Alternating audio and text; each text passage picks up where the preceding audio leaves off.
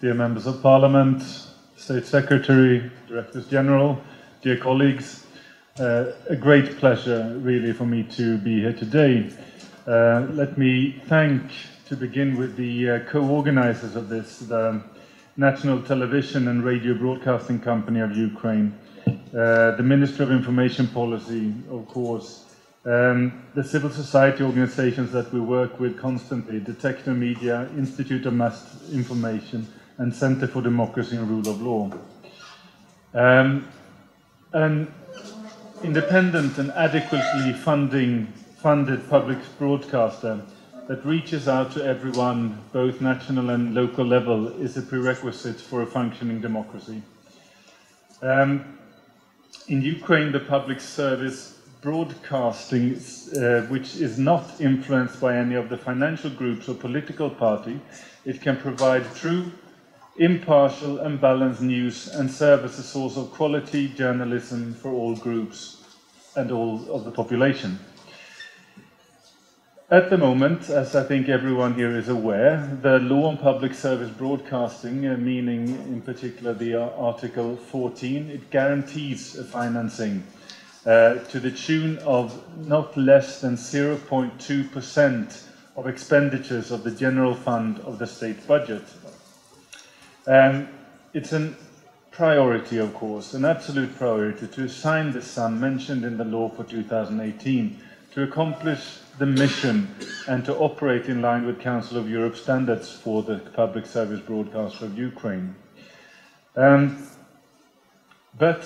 up to today, we have not seen this model working. This is why we're here today, to discuss how we can either make the current model work or to, of course, suggest other means or models of financing that perhaps would be better suitable for Ukraine and to ensure the adequate funding of the public service broadcaster of Ukraine. We are entering, as you know, an election period in Ukraine, and during this time it will be ever more important to have a source of objective and unbiased news in Ukraine.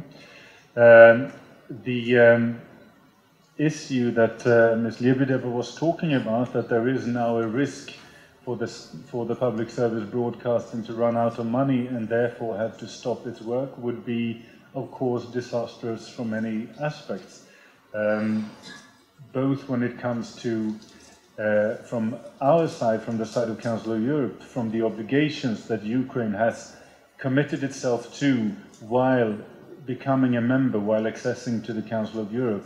The establishment of a public service broadcasting is one of the requirements for Ukraine when it acceded to the Council of Europe. This morning we had a very good breakfast with several fractions, most of the fractions in the Parliament of Ukraine, where there is a clear understanding, and I'm happy to say this, of the need for a qualitative and adequately funded public service broadcasting service in Ukraine.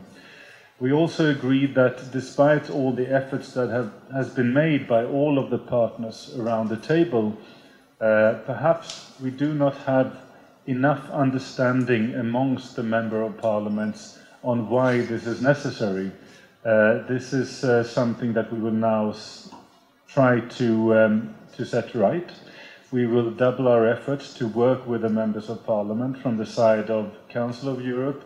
We also had the ambassador of the EU at this meeting. We also agreed to support this, and also together with the head of the public service broadcaster and the head of the supervisory board, we will try to take this question now to the members of parliament in order to get a broader understanding of why this is necessary. But during this morning's breakfast, again, there was consensus from all the fractions that there is clearly a need in Ukraine today of an independent and adequately funded public service broadcasting. So I take a lot of reassurance in this, and now we will continue to work in order to ensure the financing.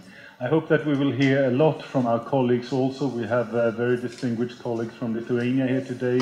We have colleagues from the European Broadcasting Union here today, experts of the Council of Europe here today, that will assist in the discussion and advise us how we can move forward with the funding of the public service broadcaster in Ukraine. From the side of Council of Europe, we are as always ready to continue in these efforts.